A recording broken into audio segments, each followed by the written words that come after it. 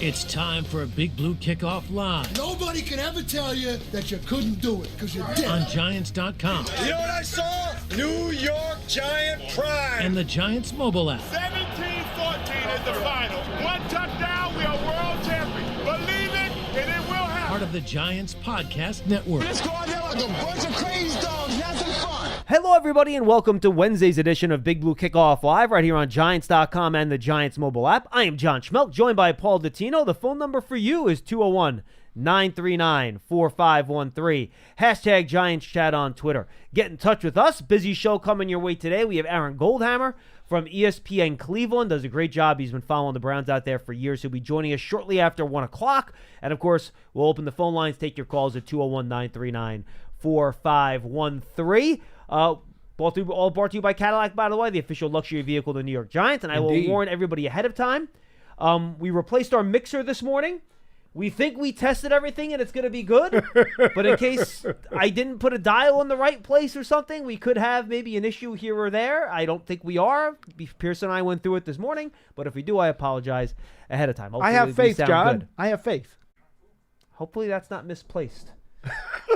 Okay. So what I decided to do this week, and I tweeted this out, this is my last week before I'm basically in and out of the office over the span of 3 weeks between a trip to Iowa to visit the in-laws, jury duty, and then vacation time. I'll be kind of in and out over the next 3 weeks. So this will be the last you hear from me probably in about 2 weeks, 2.5 weeks actually. So I tweeted out that I was going to try to use this week to, just do some kind of little projects, right? Watch some tape, see if I can figure some things out. So one thing I decided to do is I picked some of the key returning players on both sides of the ball on offense and defense. And I went back and I watched a lot of their tape from last year just to kind of remember, all right, this is what they look like. This is how they played. So I thought before we get Aaron on and before we get to your calls, I'll run through some of my takeaways, Paul, as I went back and watched some of these guys. And I'd like to get your take on it. Because some of the stuff I was actually a little surprised by. Okay. And some of the stuff I was actually surprised by, and I just finished it right now. You can see what game's on my screen right now, Paul, if you look over to the left, right over there. What is that? Cardinals, is it? No, that's Giants versus Raiders. Oh, yeah, okay. Yeah, Raiders. okay. Giants, that's Raiders. right a ways away. Yes. So if that was the last play of the play for somebody last season, what play do you think I was watching if it was Giants Raiders and that was the last snap for a specific player last year? Who played their last game against the Raiders last year? This should be fairly obvious. Well, that's the game where Daniel Jones got hurt. Correct. So I just finished watching all of Daniel Jones' dropbacks. Oh, That's okay. literally what I finished at 12:22 this morning. That was my morning, in between taking multiple phone calls about the Michael Bridges trade. We could talk about that, too, if you want. Oh, that's great. You can go right there if you like. I was watching the Daniel Jones snap. So I'm going to just kind of go through game by game and then my overall takeaways. I'd like to kind of get your take on it. Yeah. Okay. Dallas, no chance. So by the time Dallas was up 26-0 in that game, Daniel Jones had dropped back to pass only 11 times. He was pressured on 8 of them. And at that point, it was 26-0. So game over. Game over at that point. At 26-0, 11 dropbacks. He was pressured on 8 of them. Turned a lot of those into scrambles and runs. 7 of the first 8 he was pressured on, by the way. 5 of the first 5. So the Dallas game, guys, and this was really the only game where I would say he had no chance based on what the pressure was like in that game. Okay. 0 chance. It was just an absolute jailbreak. The Cowboys were in the backfield in every play and quickly. This wasn't like him holding the ball. These were quick pressures. They were in the backfield all game. So the final number was what, 12 hits and 7 sacks? I don't even have that in front of me, to be honest with you. I can look that up, but let me see if I can find it. Again, by the time it was 26-0, he had dropped back 11 times and was pressured on 8 of those 11 dropbacks. Okay?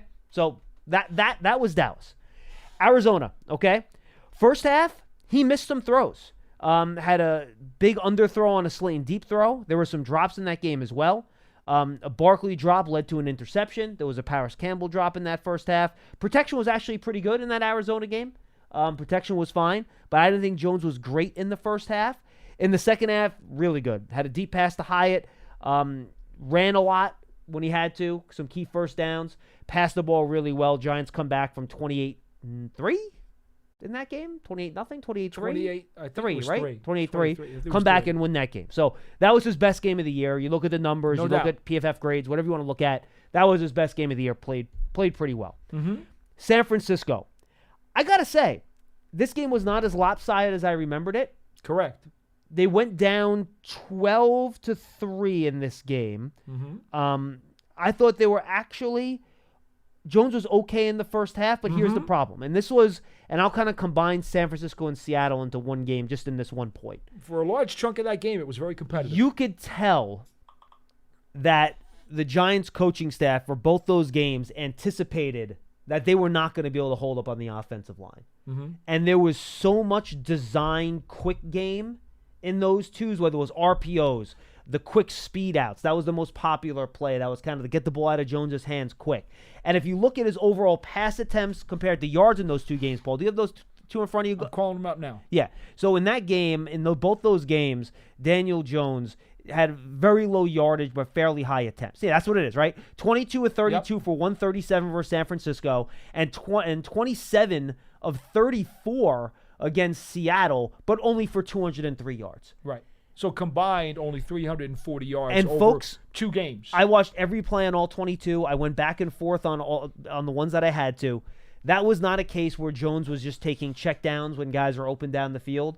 That was designed quick game because you knew that the minute he was going to have to drop back and throw, it was going to be bad protection-wise. And not that it goes into the meat of the issue, but they're only down 20-12 after 3 quarters. It's a one-score game, John. It was, in fact, it was 17-12 in the third quarter in that game, Yeah, in the San and Francisco game. So, And his one interception in that game came on a deflection. It went Correct. off Barkley, Yes. popped up in the air, Yes. and it was picked off. Yes. So, to me, while if you look at the pressure numbers maybe in those games, they aren't astronomical, it's because they game planned ahead of time to try to avoid some of that pressure, right? And then if you look at the Seattle game, obviously the problem with that game, and he had a couple really bad throws. He had a bad throw on third down in the first half that turned into an incomplete pass. Again, a lot of design quick stuff. And then you had that interception on the goal line, which was just a terrible play. It was a bad throw. That made it 20-3 or 20-0 in that game, whatever the score might have been. And then you had 5 fourth-quarter sacks. Because at that point, it was now a 3-score game. Right. You knew you had to throw the ball. And the minute you stopped, and again, much like the San Francisco game, the minute you stopped going to that quick game and you actually had to drop back, throw, and do 5, 7-step drops, you had no chance. He was getting killed, and he was getting sacked left and right. It was only 14-3 when you had that interception return for a touchdown. Right. Now, of course, they're right there going in for a score, which is supposed to, at that point, make it a 14-10 game, in theory. Or even if it's 14-6, it's still a one-score game. Absolutely. If you kick the field goal. So they are competitive. Now, obviously you're not scoring enough points, right? You have 3 points, it's the third quarter. No question. But again, that was because of how they had to play. Because, guys, at one point in this game, your left side of the line, and for most of this game, it was Josh Azudu and Shane Lemieux. Mm-hmm. And Marcus McKeithen was your right guard. Mm-hmm. And that's with John Michael Schmitz at center and Evan Neal, who was struggling at right tackle. JMS got banged up in the Seattle game. Yes, he was in there for most of it. Yes, but he did get But banged the bottom line, you have 5 guys last year where you can't trust one of those 5 guys to hold up on a one-on-one matchup on any down. And yet you're still in a one-score game late in the third quarter with a minute to go. But again, because of the defense.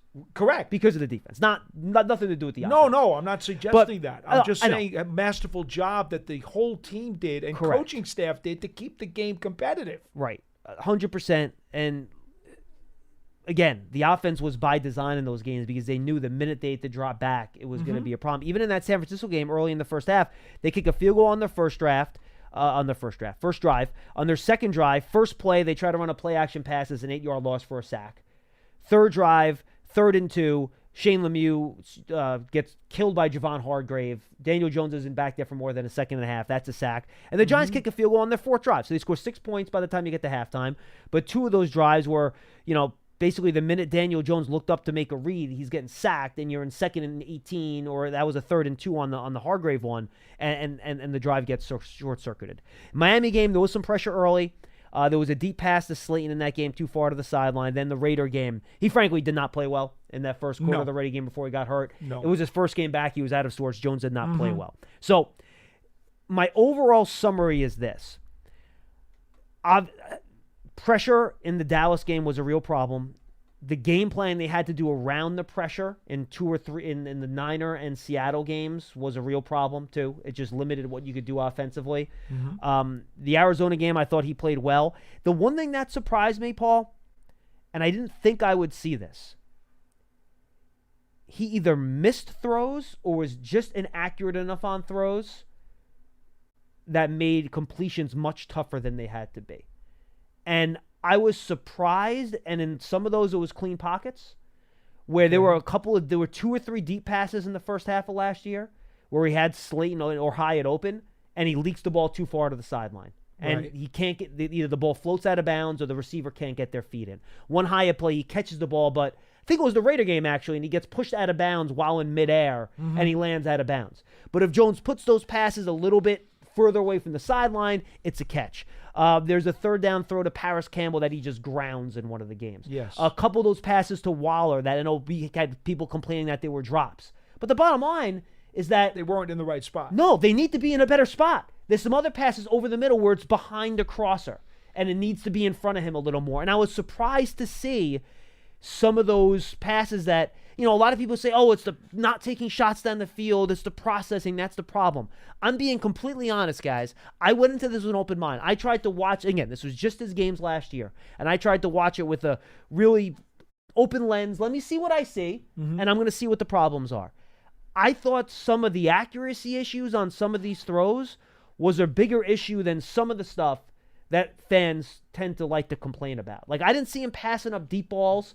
A lot of times, even if deep balls are open, he was getting chased out of the pocket on pressure on a lot of those plays. And a lot of it was, again, to my point, designed quick game, Paul. Yeah. But they were more what I would consider missed throws than I thought there would be when I started this little process this morning.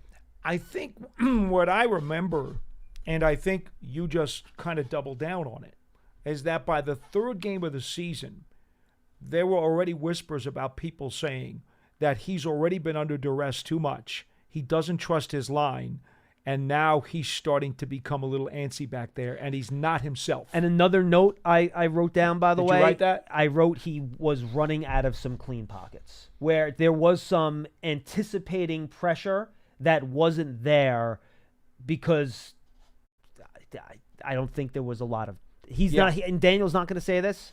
I don't think there was a lot of trust there with the offense. I don't think, a quarterback should never say that if he's got any intelligence whatsoever. Correct. So, that what you're saying to me does not surprise me, because what you get when a quarterback has become a little bit gun shy because he's basically getting the living crap beat out of him, you will get a guy who is now going to be a little bit hesitant.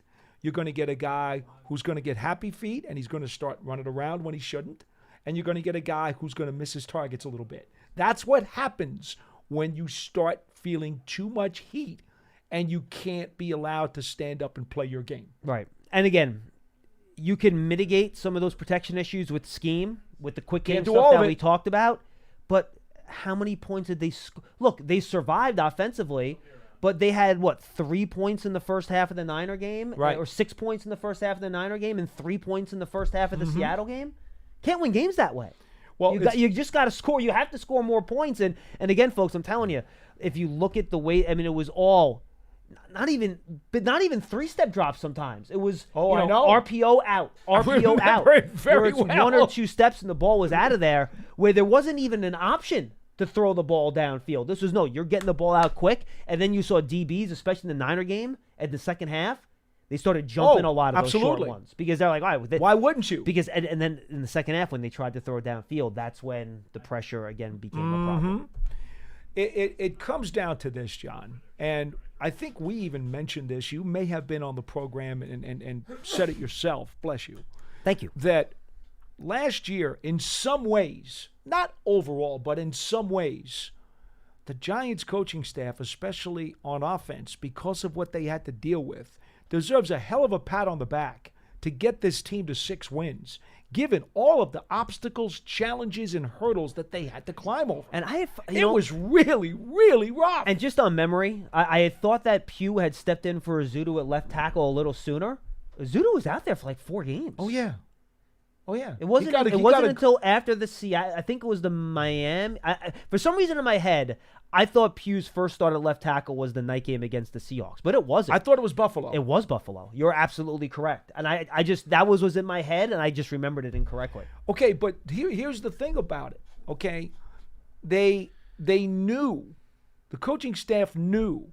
Okay, we've got these challenges to overcome. We've got these shorthanded situations, these handicap situations, if you want to say, to try to overcome and figure out a path to victory. How are we going to do it? Right. And as you said, they clearly altered whatever it was that they were going to try to do to say we need to at least give ourselves a chance in the second half of being in a game. If we can somehow stay in a game for 3 quarters, maybe something will spring in the fourth, or maybe the other team will make a mistake and we can take advantage of it. The important thing is, if we're not at least in the game at that point, we've got no chance.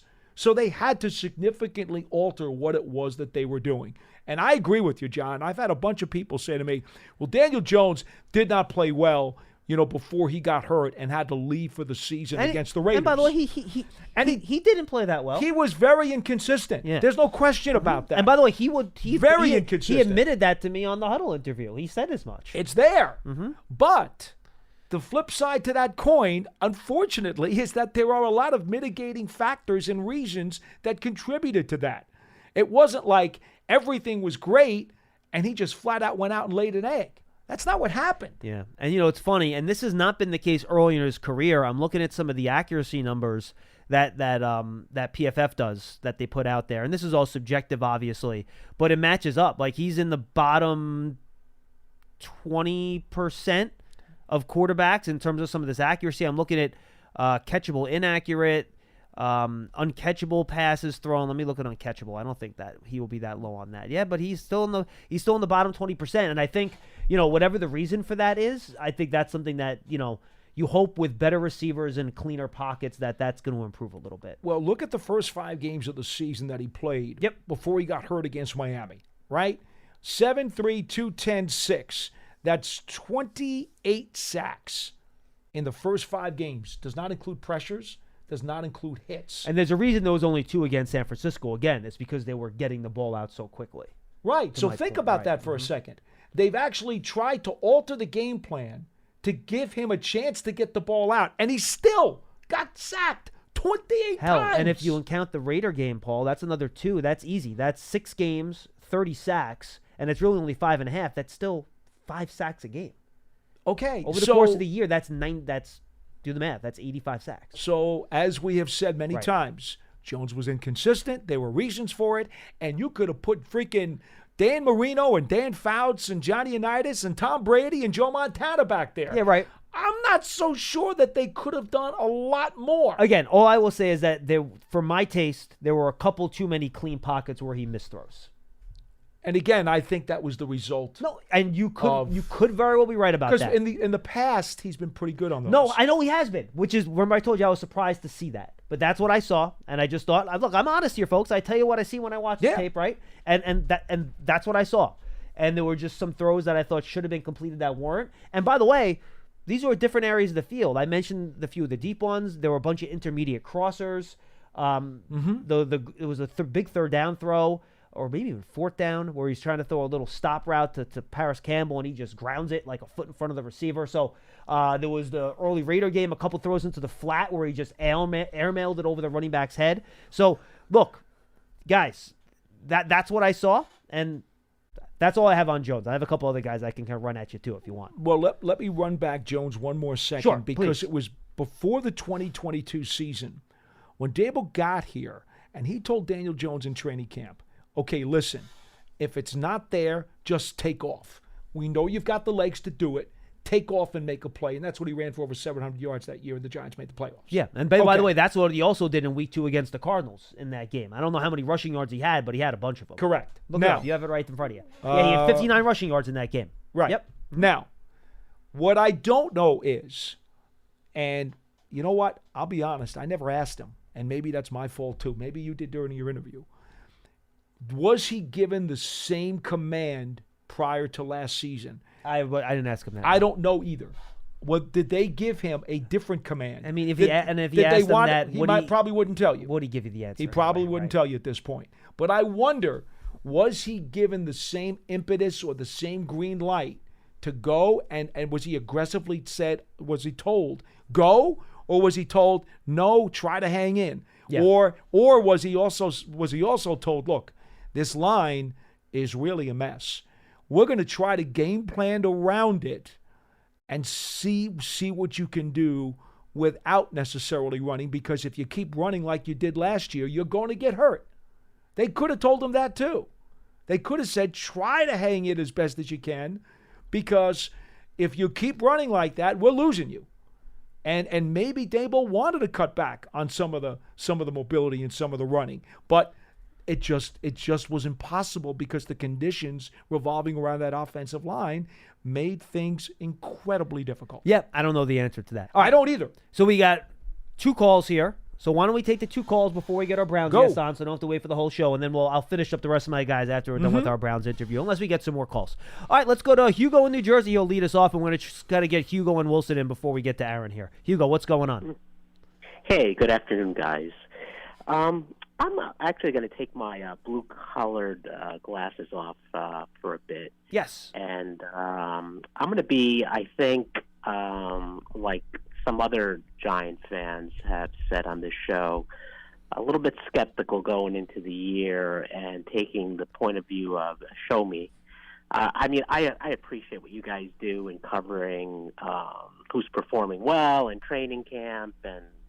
Hey, Hugo, just to be clear, that's kind of where I am too, to be honest with you. Okay.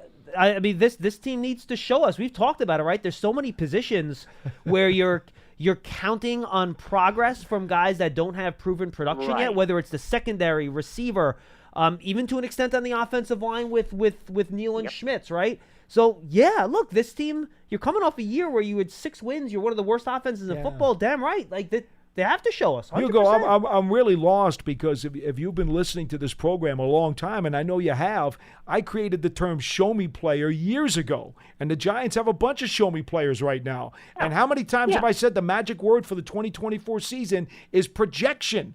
They got a bunch of guys who are projection. They need to be production. Projection's not good enough anymore. It's not. Yeah, and you guys are really setting me up for my next point, which is I thought about what it would take for the team to have a winning record this year. And when I listed them out, I mean, one thing I've learned, I'm not going to go to the extreme, and I know, Paul, you've told Charlie every one of your projections is negative. I'm not in that camp. Well, he can't help himself. But I think so many things need to go right that it becomes like a very low probability of all those things coming together.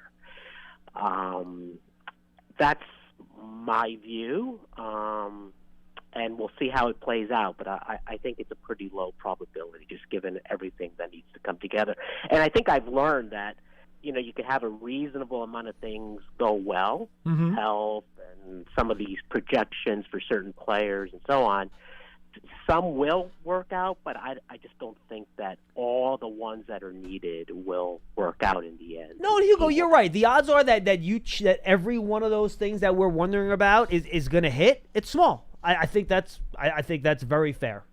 Go back to 2022, Hugo, and if you thought about all of your show-me players and all your projection guys going in, think about this.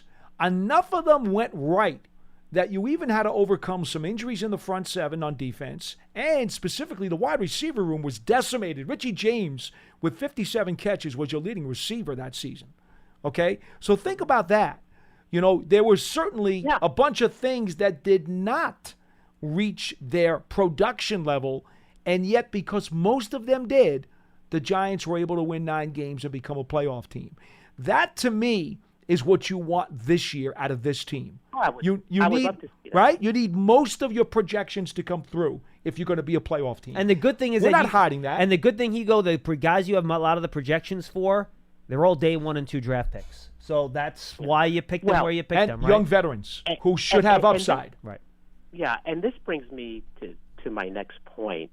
Essentially, we're a week away from Hard Knocks, and I wanted to talk about Joe Shane for a moment. I mean, I'm a fan of Joe Shane, and I've already said on the show that I think he should be given 5 years to build a roster. And my thought process behind that is that I like the way he thinks about roster building, and if given enough chances and within a big enough sample size, eventually the results will be there. But as I take a step back today, the results really haven't been all that good. I mean, he's hit on Bobby Okereke, and then what we have is some misses, like the Waller trade, and then a bunch of projections. And I just don't think that's enough. But, you know, the team can have a losing record this year. I don't think people should be on the hot seat. But I think two things can happen, because I think it does put people on the hot seat going into year 4. One is if the offensive line is a catastrophe once again. And 2, you can't have 5 or 6 games during the season like we did last year that were completely non-competitive. Like, you can't have a 40-0 Dallas game again this year, because then... And especially a bunch of games you go where you can't score. Like, I'm just done having these games. And I just listed 3 of them, right? The Dallas game, the Seahawks game, and the Niner game, where in the first half, I think in those 3 games, they combined for like 9 points. Like, you can't have that. You can't win those games. And even against teams in your weight class, like the Raiders and the Saints. So those were like the 2 most disappointing games for me. Absolutely agree. 100% agree. Raiders and Saints were brutal. Yeah, we talk about that all the time. You're facing a middleweight. You know, you got to be able to compete with them. Yeah. It's if you're a middleweight and you're fighting a super heavyweight, well, now you understand if you get whacked. But that wasn't the case as the season continued to go on and the Giants were decimated. They weren't even putting up a good enough fight against comparable teams. Of course, then they go out there and beat Green Bay, who ends up wiping out Dallas in the playoffs. So who the hell knows? Hey, thank you, Tommy DeVito. Thank you, Hugo. Appreciate the call, man. I want to make sure we get Wilson in before we get to our guest coming up shortly after 1 o'clock. Wilson, what's up, bud? Hey, Johnny and Paulie, how are you? How are you, bud? Hey, Johnny, listen, I want something to Daniel real quick and then the Giants. I told Paulie this the other day, but he was in a hurry because they were doing some best plays or whatever. But I told Paulie this, that I see Daniel Jones very comfortable, man, very comfortable on the podium, very comfortable talking. I think he's much more comfortable in his own skin, and the reason is because he knows this is his last year.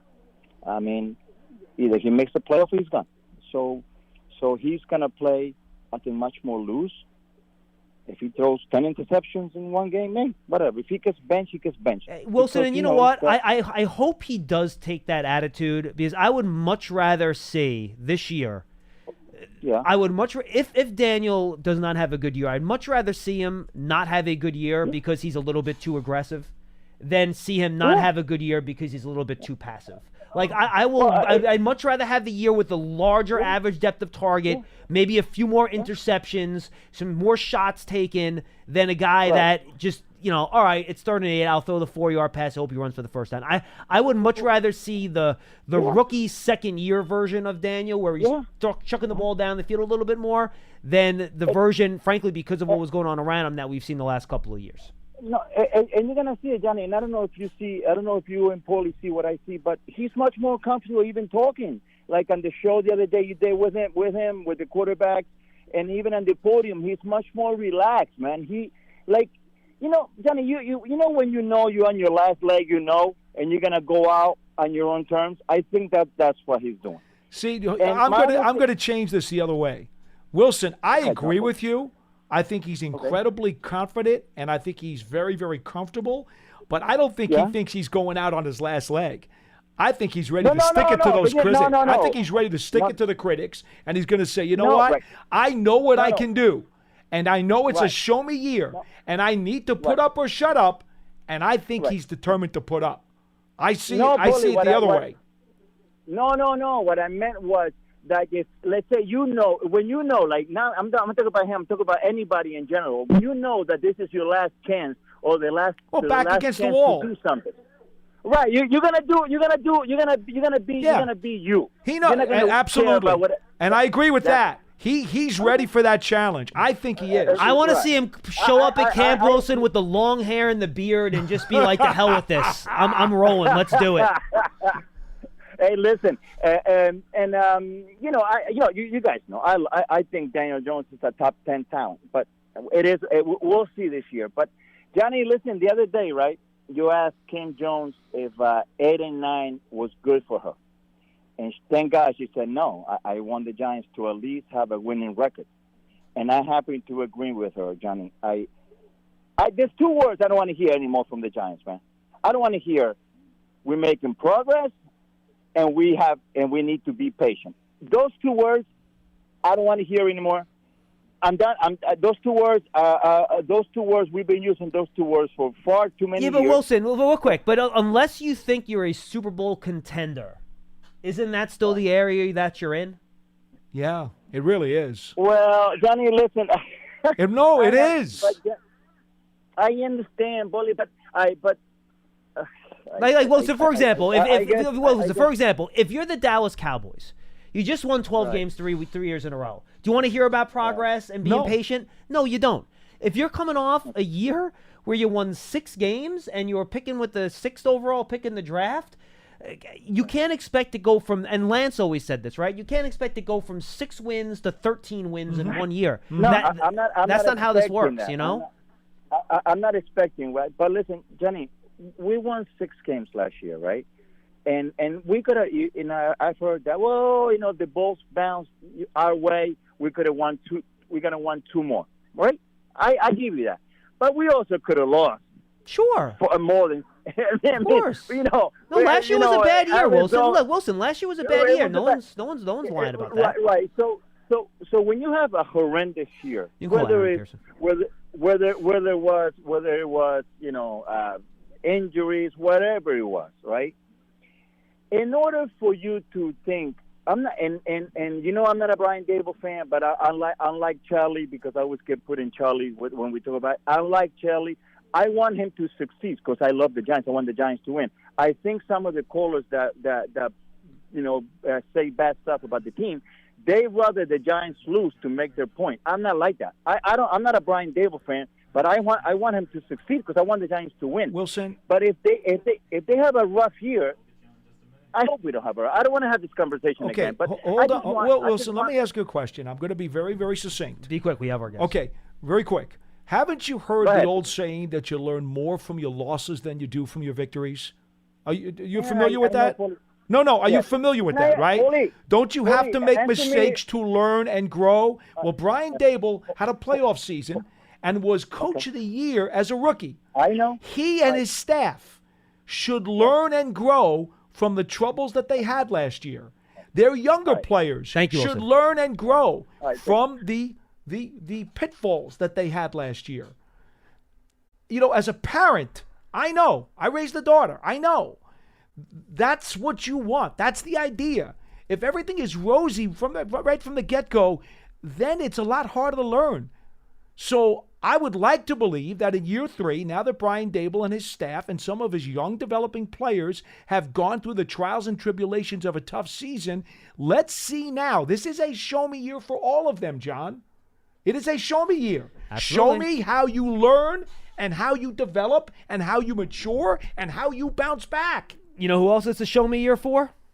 Deshaun Watson and the Cleveland Browns. Indeed. So let's bring in Aaron Goldhammer. He's one of the hosts of the really big show in Cleveland on ESPN Cleveland. You also find them on Saturday mornings on ESPN National Radio at 10 a.m. Aaron, you got Schmeelk and Dottino here in beautiful East Rutherford, New Jersey. How are you today, my friend? I was worried you were going to say it's a show me year for me. Every year is a show me year for me. For all of us, isn't it? Same boat. Show me day, show me show, not even show me year. So, Hammer, I'm curious. What's the Cleveland's fans feel for Deshaun Watson right now? Have they completely given up all hope and they're going to add his name to that jersey that has, all those quarterback names on it? Or is there still some hope here with the fans and then more importantly with the organization that he can come close to resembling the player they thought they were acquiring when they traded for him? You guys remember when people who weren't just sharing annoying political opinions and weren't 80 years old were on Facebook, and you used to have your relationship status? This is like when I was in college, and there was relationship status. It's complicated was one of the answers.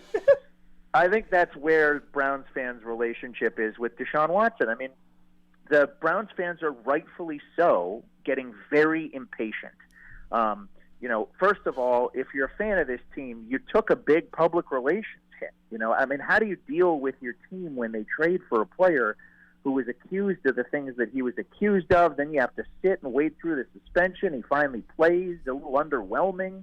Then he comes back, he gets hurt, and then he plays. And finally, he played a good game, and they beat the Ravens in Baltimore, and everybody's like, finally. And it comes out the next Wednesday that he has to have shoulder surgery, and he's out for the year.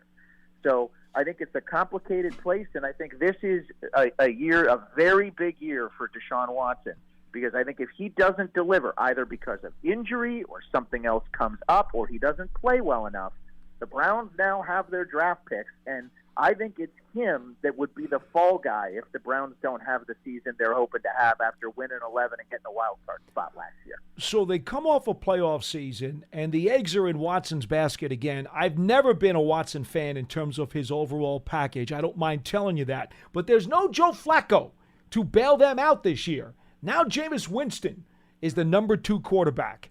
I'm not a fan there either. How exactly did the Browns come up with Winston as the solution if their first quarterback has a sketchy season? I mean, I think, first of all, Paul, they are all in on Deshaun Watson. And they did not want, if he threw an interception early or he had a bad game against the Cowboys on September 8th or he struggles against the New York Giants in September, they didn't want this chanting for Joe Flacco to come back and play and arguments on sports talk radio and on Twitter or whatever to envelop the team. And I really, they won't admit to that, but I really think that factored in to the decision. I think they also realized, look, Flacco played well, but he also threw the ball to the other team way too often. He threw 2 pick sixes in the playoff game in Houston. There was a ceiling to wherever 40-year-old Joe Flacco was going to take the Browns. Right. And I think they like Winston as a better mentor and a better support system for Deshaun Watson than Joe Flacco would have been. So, Aaron, you've been doing shows in Cleveland for 15 years now? You're about 15? Yeah, it'll be 18 in February. Wow. 18 years. So I'm going to ask you a simple question. Is this the best Cleveland Browns overall roster you've seen in your time in Cleveland? Not close. I mean, by the way, that's a low bar. Okay. It's not like I got a couple of Super Bowl rings on my fingers like somebody else that has been working for a team for 18 years. I don't know what you're talking about. Look, this team is loaded. They're loaded. They have got a really good offensive line. They've got the best defensive player in the NFL. They've got an excellent secondary. They have a really good coaching staff. I heard Dottino arguing with a caller about, you guys got to give Brian Daboll. If you win Coach of the Year, there's a good chance you're going to go and win it again. Who are we hiring in New York that's going to be better than Brian Daboll? Give me a break. I'm with you, man. But I think that, the Browns have an excellent coaching staff. I think teams would fall all over themselves to get a chance at Kevin Stefanski. I think he's innovative and collaborative and what a lot of teams would be looking for. I think they have a smart front office. And I think if you take the quarterbacks away, the Browns have a top 7 roster in the NFL. Unfortunately, it's the most important position in sports. And I know this is overly simplistic for me to say. You didn't ask me to come on the show to tell you this insight. How the Browns season goes is going to be dictated by how Watson plays. And if he doesn't play well enough, then all the great players they have at left guard aren't going to matter enough. Well, the run game with Chubb coming back, and obviously Ford got a lot of carries last year in his absence, they probably feel pretty good with those guys back there, don't they? Well, the Chubb thing is the biggest question surrounding the Browns right now, aside from Watson, to be honest, because it was a devastating knee injury that required not one but 2 surgeries. If you remember, it was on a Monday night, and it was one of those look away from the television. You know, Hammer, it's funny, and I've actually told this story. We were texting back and forth that night, and I was, I think, putting my kid to bed, and I came back, and I texted you, should I rewind my DVR and watch that play again? And you're like, dude, don't do it. No, Dude, don't do it. Wow. You'll have nightmares. So he's the most popular athlete in Cleveland. He's one of the most popular players in Browns history. Guys, I'm guessing it'll be November, okay, before Nick Chubb takes a carry. Wow. And the Browns are going to be very cautious there. I also think, keep in mind, they have a new offense this year. Alex Van Pelt is elsewhere, and they brought in Ken Dorsey to run their offense. And I think they're going to be chucking it all over the place. So I think this whole idea that the Browns are going to be a run-first team or allow, their physicality to be their identity, I don't think that's going to be their identity this year. They traded for Jerry Jeudy in the offseason. They want to try to revive his disappointing career. They gave him a contract extension. They got an extension situation to figure out with Amari Cooper. So I think that, the running back room is okay. They got Donta Foreman. They got Naheem Hines they signed in the offseason, who's also coming off an injury. But I don't think it's going to be, I don't think Jim Brown is going to be proud necessarily looking down from on high at the kind of offense the Browns are going to be playing. I think they're going to be a pass-first team. One rapid fire. You don't get the sense Amari Cooper's going to hold out in camp and not be ready to play to start the year, do you? I would be surprised. I think he's a very important guy to the locker room. But I also would say this. I think that if the Niners were willing to deal on Brandon Ayuk, that is something to watch. And I'll leave it at that. But I think wow. I think if the Cooper situation was easy, it would have been handled already, John. Right. And it has not been, and he missed minicamp. And so, there was a video on social of him talking about getting paid coming out today. He's a 30-year-old receiver. What happens to wide receivers when they turn 30 years old in this league? So keep an eye on that situation. Worth definitely paying attention to. All right, and then I have one question on defense, Hammer. You mentioned the roster. You got Myles Garrett, Zadarius Smith, Wusu Koromoa, linebacker, Denzel Ward, Delpit Thornhill, Newsome in the secondary. If there was an area that you would have a question about on defense that you're just not quite sure about, what spot would you point to on this defense that maybe you have some worries about heading into the year? It's funny. When the Giants were winning Super Bowls, you guys had this, so you understand it. I mean, pass rush used to come from the outside only in this league. Now, the best pass rushers, who's that guy who wears 95 over in Kansas City? They rush from the inside. No, you're right. Dexter Lawrence. That's it. It's not a game anymore where a 360-pound guy clogs up a couple of blockers. Gilbert Brown is not playing interior defensive line in 2024. You need interior pass rush, and I think that's what the Browns are looking for and hoping for. I'll point out a couple other just quick things about the Browns defense. There are some statistical metrics that had them as the best defense in the league last year, but they also were terrible in the red zone, dead last. They didn't force enough turnovers. They were amazing on third down. But I think there's area for improvement in the second year under Jim Schwartz, and there's a lot for them to work on, despite the fact that they were one of the best in 2023. How much do they need Zadarius Smith, if at all, to be the double-digit sack guy he's already been previous in his career? Because last year, I thought his numbers and production was rather underwhelming for a first year with Cleveland. I wanted to have this conversation, John, with you off the air, so we might as well have it on the air. Okay, what do you got? So if you dig into pass rush win rate, numbers like Zadarius Smith had an awesome season for the Browns, but he didn't rack up a lot of sacks. And so the Browns will tell you they thought Zadarius Smith was great. How do I know that? They re-signed him. So that's actions over words right there. I know that they thought Zadarius Smith had a really good season. They brought him back. But to me, finishing the play matters. And so I think that Zadarius Smith has the potential to be even better this year, and that's by finishing the play. and not just being top 5 in the NFL in some of the advanced metrics. Yes. That was an issue with Thibodeau. As a rookie, Thibodeau as a rookie, he did not finish enough plays, and he finished more last year, and the sack total went up. I will say this: I am a football nerd in this regard. I do believe that a lot of times sacks can fluctuate a lot from year to year, and a lot of it is out of the control of the pass rusher Hammer, and some of that's finishing. I agree with you, but I think pressure rate tends to be consistent from year to year. So if they look at some of those advanced metrics that they have in house, and they think that it was just, almost bad luck and happenstance he didn't get those sacks, I think that's probably a pretty good bet to make. I mean, listen, what if Zadarius Smith put pressure on Joe Burrow and forced him into throwing an interception? Right. He didn't get credit for a sack. Bingo. What's the statistical metric that measures making that play? Well, that play is better than getting a sack. Well, you know what, Hammer? I argue that all the time because it was Wink Martindale who would always stress to us that sacks are great, but it's all about the actual pressure number, which means it's quarterback knockdowns or hits, if you will, sacks plus hurries. Those 3 numbers combined give a player a pressure number.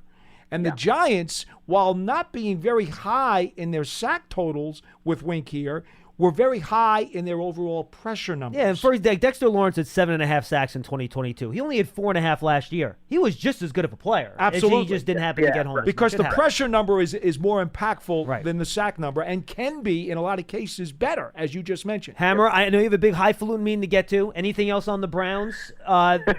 Anything else on the Browns you want to tell us before we say goodbye? Impossibly hard schedule, guys. I mean, I just... the AFC North is so good, dude. Oh, my God. It is. It's so good. It is.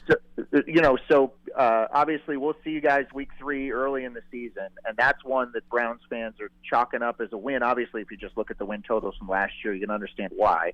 Giants will be better. But, I just think this schedule it might be the hardest in the NFL. So when you see their over-under total, the 8.5, for a team that won 11 last year, a lot of that has to do with how hard their schedule is week in and week out. Mm-hmm. Good to know. Hammer, good stuff, my friend. Always good talking to you, dude. Hopefully we'll see you out here in a couple weeks. Enjoy the summer. Appreciate you guys. Good All right, chat. brother. Be good, man. Aaron Goldhammer, really big show. KMBR.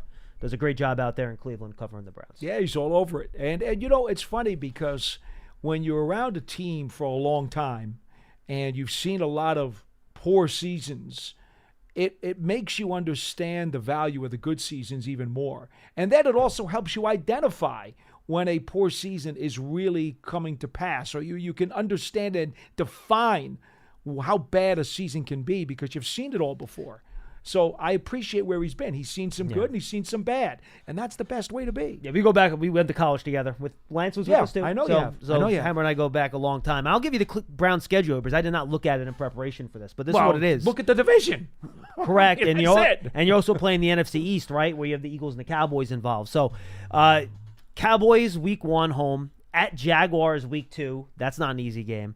Home versus Giants week 3 at Raiders week 4 at Commanders week 5. All right, so not brutal first 5 games. Here we go. Mm-hmm.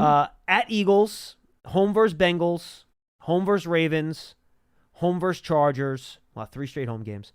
At Saints, home versus Steelers, at Broncos, at Steelers, home versus Chiefs, at Bengals, home versus Dolphins, at Ravens.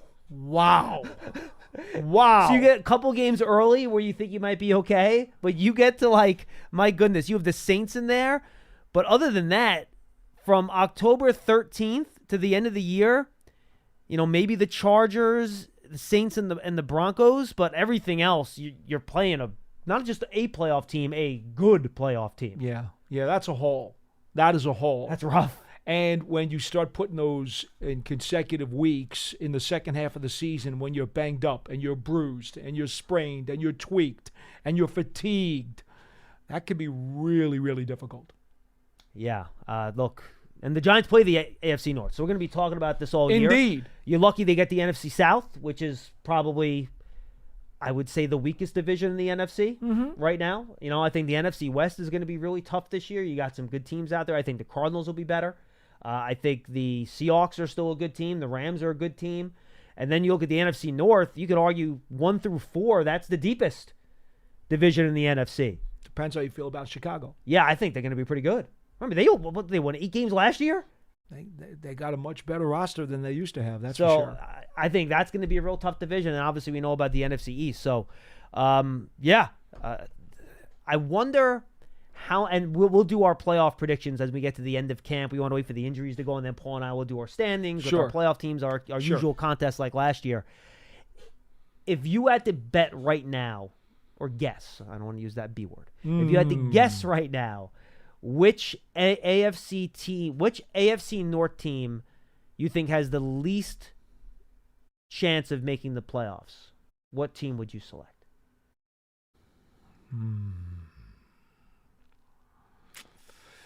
I don't know where Burrow is right now. I mean, he's supposed to be 100%. If he's ready to be Joe Burrow again, then I think Cincinnati's okay. If he's not right, or if he gets banged up early, I think that puts the Bengals in a little bit of a sketchy situation. Well, if he's not healthy, absolutely. How about this? Here's another way to put it. Do you have more faith in the Browns quarterback situation or the Steelers quarterback situation? Steelers. Is this 2 of them? Yep. Okay. I buy that. I mean, you said situation. You didn't say just one guy. That's why I said situation. I like the Steelers' room better. Because they have 2 guys. And Correct. if one gets hurt, look, Justin Fields is what he is, and I think the league showed you what they thought of him based on what the Bears able to get in the trade market this year. But he's shown that he can step in and win games in the league. Yeah. Oh, I mean, right now he is a backup.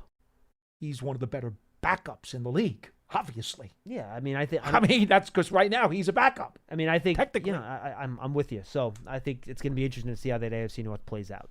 Folks, the Giants Foundation will host a 5K Racing Kids Run presented by Quest on Saturday, September 7th at 9 a.m. at MetLife Stadium.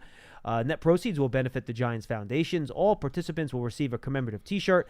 After the race, stay for a post-race festival with appearances by Giants legends and a live DJ. Register now at Giants.com/5K. And don't forget, guys, I've mentioned a couple interviews already over the course of the show. Go subscribe to the Giants Huddle podcast. Our player interview series has started.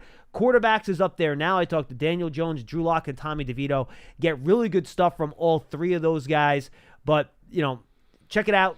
Really good stuff from all 3. Running backs and receivers will be coming up this week, and then we'll have more throughout July. We record all of them when we did our scoreboard video recording, media day, whatever you want to call it. Stadium experience recordings. How about that? And perfect. All right, so make sure we go check that out. Running backs will be up today. Go check it out on your favorite podcast platform. Oh, yeah, Pearson, it looks like you're not plugged in. If you look down there, you see, there you go. Plug that into number 5. That's what happens when you get a new mixer. I forgot. I told you I forgot to plug in one thing. Test. And there's Pearson. There we go. Thank you. Luckily, I could hear you through my ears. Oh, so my faith has been ruined. Yeah, so by the way, correct. We actually did have that plugged in. I unplugged it for some reason. I don't know why. Oh, my. So go find that on your favorite podcast platform, Giants.com, or just search for Giants Huddle on your favorite podcast platform. All right, let's go back to the phones. We got one more call before we say goodbye.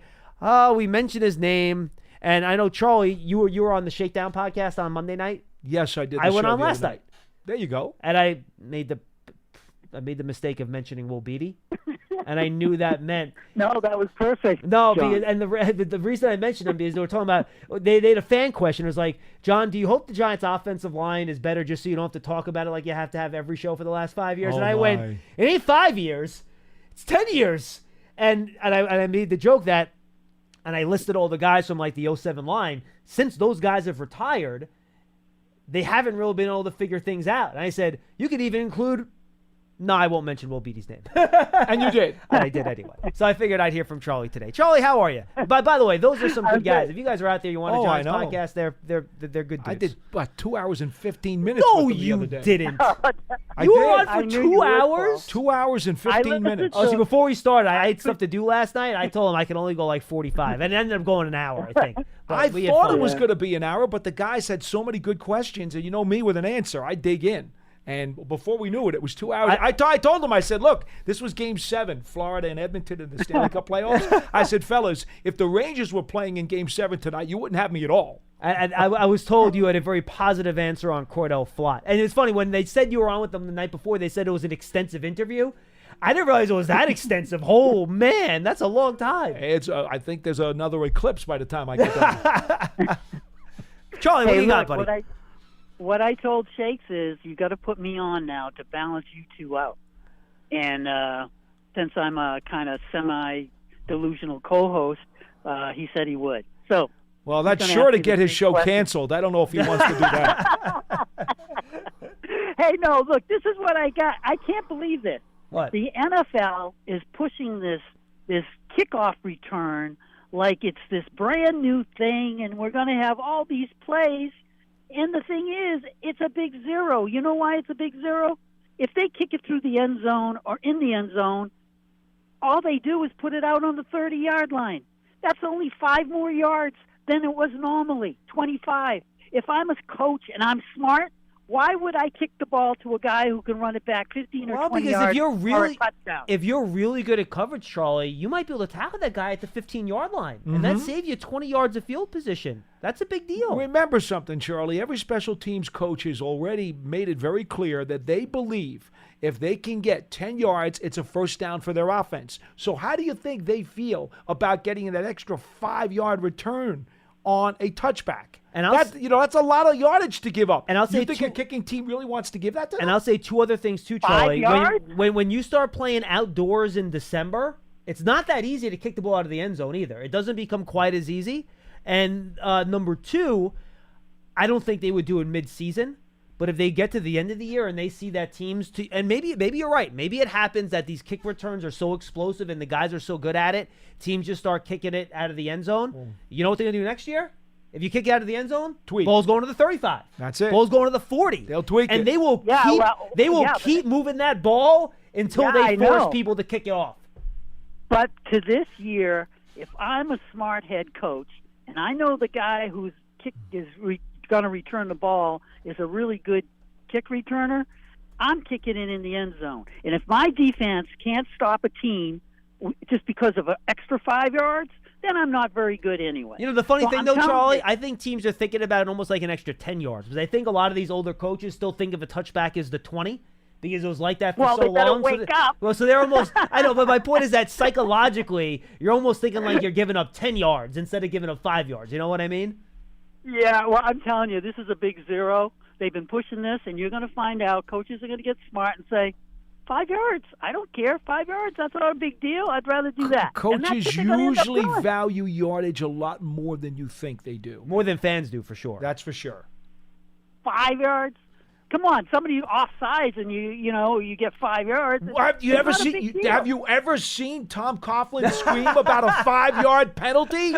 Are you kidding me, Charlie? Coaches hate 5-yard penalties. Paul's right about that. I would rather take 5 yards and watch a guy run 20. Oh, no, Charlie, you're right. No, Charlie, look, you could be right. We don't know how this is going to go. We might get to the season and you're going to see it. Because, Charlie, you've never been wrong before. By the 6th game, they're going to be kicking it in the end zone.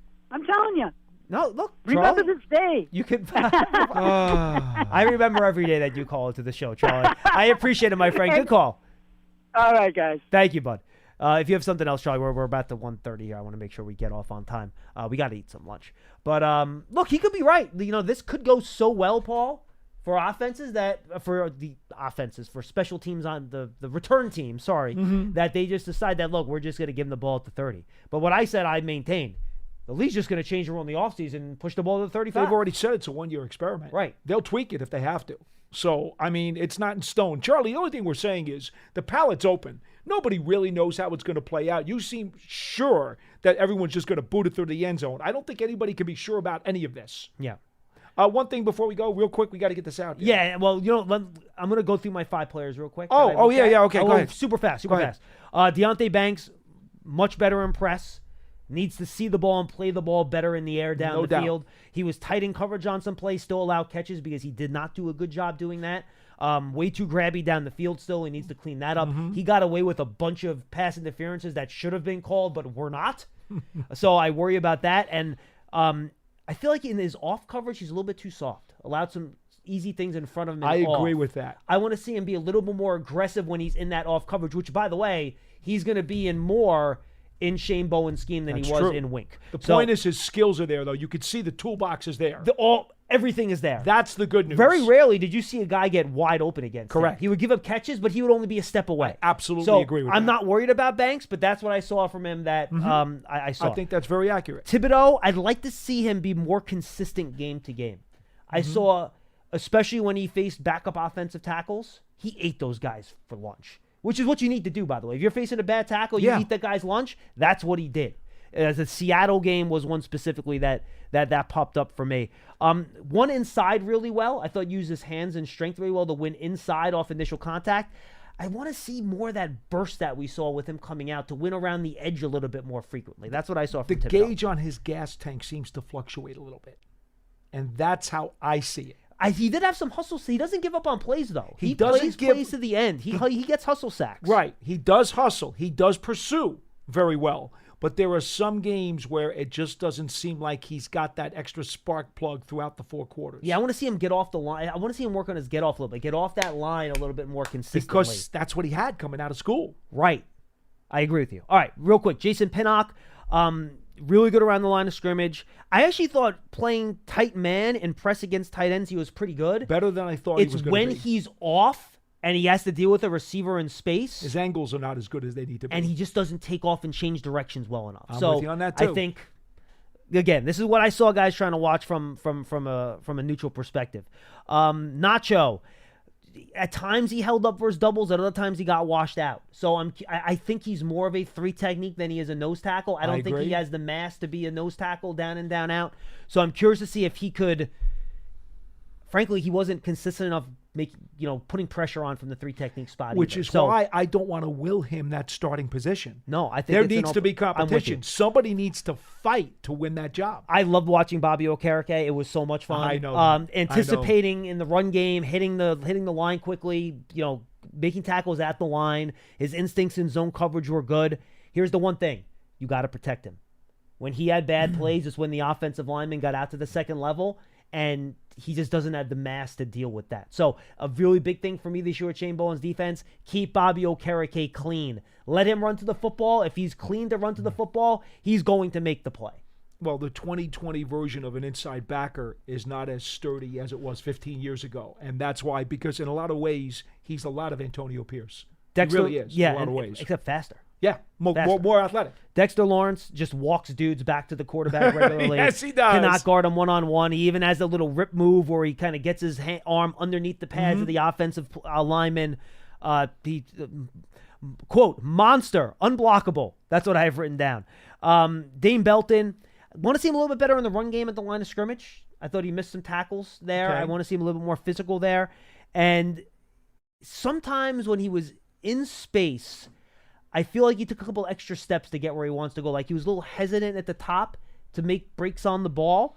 So those are the 2 areas for him where I want to see him be a little more short of a tackler. And then in space, in the secondary, kind of breaking on the ball and being a little bit more decisive, which given his inconsistent playing time, as he plays more and gets more experience, I would think that would come. But I don't have an opinion on your comments on Belton, but I will say this about Dexter Lawrence. There were times last year it actually looked like Jonathan Casillas sits next to me in the box. We would sit there and say, the guy opposite him is scared. There were times it looked like. Wouldn't you be? Yeah. There were times you thought that the center or the guard was actually scared. And I'm going to They were pre-warn. afraid of snapping the ball. And I'm gonna watch. I have a bunch, like 5 offensive guys on my list. I'll watch them the next couple days. I'm not going to be on, but I'll make my notes.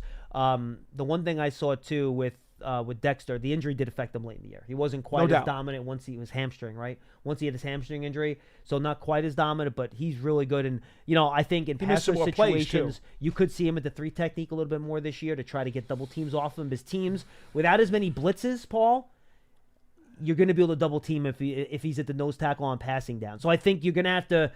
Bowen, since he's not going to have as many offensive linemen occupied with blitzes, you're going to have to figure out a way to get him single-teamed as much as he would last year with all those wing pressures and simulated pressures, which got him more one-on-one matchups. I think that will depend more on how effective Burns and Thibodeau are from the edges. I think Dexter's getting double-teamed no matter what.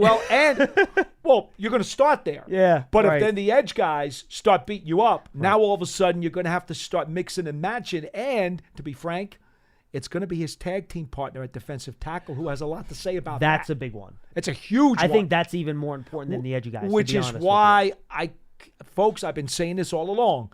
I wish that they had done more competition at 3 technique. I'm hoping that Ryder Anderson steps up and just makes a real big push for that job. 3 technique and corner were the 2 spots where I think they would have liked to invest in more in the offseason, but you couldn't get them all. They just ran out of resources. You couldn't get them all. When you go out there and pay Brian Burns $30 million or whatever the contract ended up being, you can only spend in other areas. Absolutely. So next, Bengals tomorrow, Seahawks Friday, or Seahawks tomorrow. Okay. I already booked my Seahawks guy for tomorrow. Okay. I'm still working on the Bengals. Dave Lapham is in flight during our show. He can't do it. Okay. Do you want me to get you their play-by-play guys' numbers so you can talk let's to them? do it. All right, perfect. We can do that. So those are the next 2 days, folks. Giants TV, the Giants digital streaming app. Go download it. Make sure you do it. Giants.com/tickets for Giants season tickets next year. Limited inventory is available. Single game tickets as well. Giants.com/tickets. The Giants released their training camp schedule, or at least that what's open to the public. Go to Giants.com. It starts on July 24th. You can start getting tickets, I believe, at some point in July. Just go to Giants.com/training camp. All the information is there. 11 dates. 10 a.m. practices. Yeah, there'll be 11 days for open practices for Giant fans. So get on Giants.com/training camp. All the information for how you get access to tickets and get there will be there. For Paul Dottino, I'm John Schmeelk. Thanks for being with us on Big Blue Kickoff Live on Giants.com and the Giants mobile app. We will see you next time, everybody.